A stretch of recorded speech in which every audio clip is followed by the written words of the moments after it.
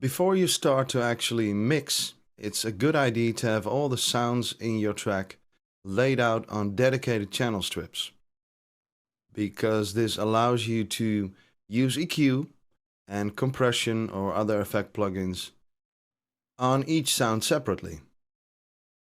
You can send them to different effects channels and even to different outputs and buses, which will come in really handy at a later point.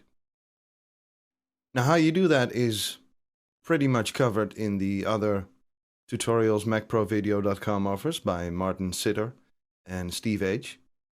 But to go over it real quickly, as you can see, I've opened up the Ultra Beat plugin that I've used in the track on the first channel strip. And if we solo that for a moment, you'll hear that it's actually playing more than one sound. It's playing a closed hi-hat, there's an open hi-hat, and a snare drum.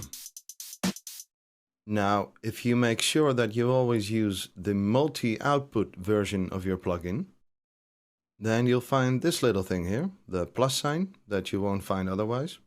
And if you click that once, you'll see that Logic now automatically adds an extra channel strip for you called aux1, and it's got Ultrabeat outputs 3 and 4 assigned to it.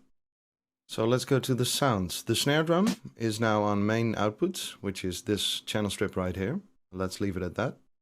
Then the open hi-hat is now on 5 and 6 from a previous project. Let's put that on 3 and 4.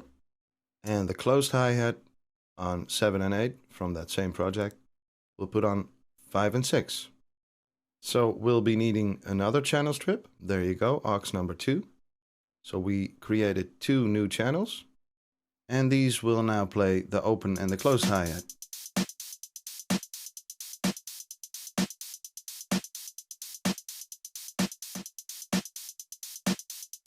So that's fairly simple. Let's name these two here. This is open hi-hat and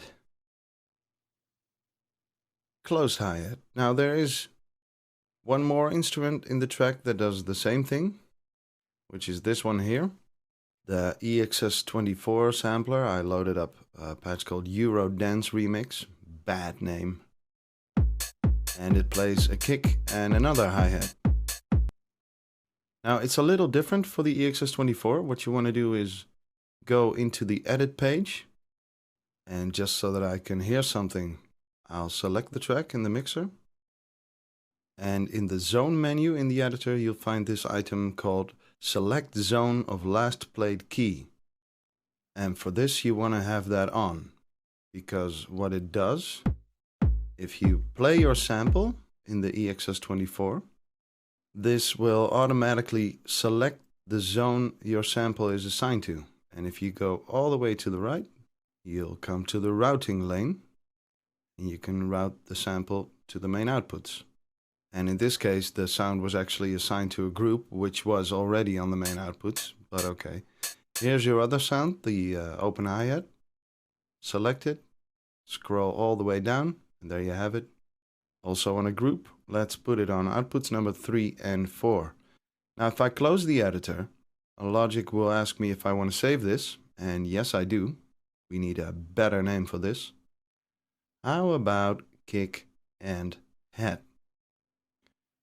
I've got quite a few kick and hat patches on my system. I always like to work fast when inspiration strikes, so let's call this kick and hat 4. Go to the plus sign again in the original channel strip, and there you have it, aux number 3, and this will now play the open hi-hat. So that didn't hurt. Let's call this 909 hi-hat.